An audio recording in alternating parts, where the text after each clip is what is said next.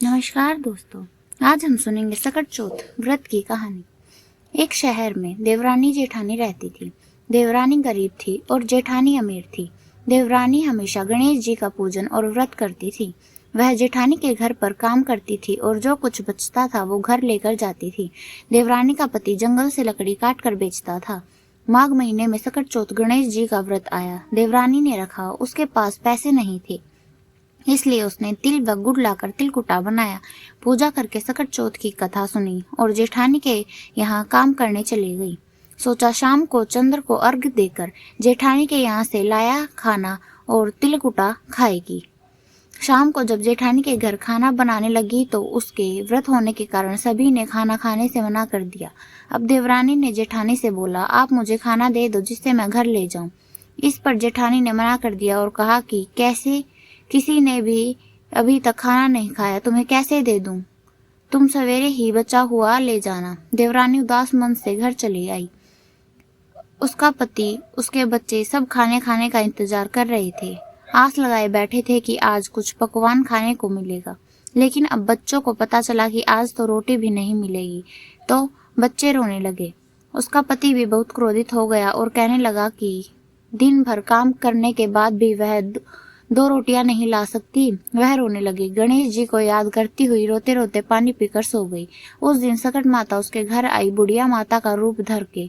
देवरानी के सपने में आई और कहने लगी कि जाग रही है क्या?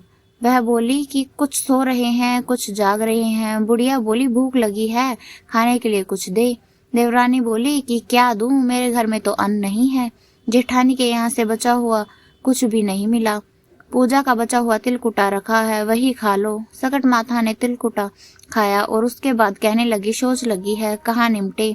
देवरानी, यह खाली झोपड़ी है, आप कहीं भी जा सकती हो, जहाँ इच्छा हो वहाँ निमट लो। सकट माता बोली, अब कहाँ पोंछूं? सब देवरानी बोली, मेरी साड़ी के पोंछ लो। देवरानी जब सुबह उठी तो यह देखकर हैरान रह गई कि पूरा घर हीरो और मोतियों से जगमग उठा है। उस दिन देवरानी जेठानी के काम करने नहीं गई। जेठानी ने इंतजार किया और कुछ देर तो राह देखी, फिर बच्चों को बुलाने भेज दिया। जेठानी ने सोचा कल खाना नहीं दिया था, इसलिए शायद देवरानी बुरा मान गई होगी। बच्चे बुलाने गए। देवरानी ने कहा कि बेटा, बहुत दिन तेरी माँ के यहाँ काम कर लिया। बच्चों ने घर जाकर माँ से कहा कि चाची का पूरा घर हीरो और मोतियों से जगमग उठा है। जेठानी दौड़कर देवरानी के पास आई और पूछा कि क्या है, यह सब कैसे हो गया?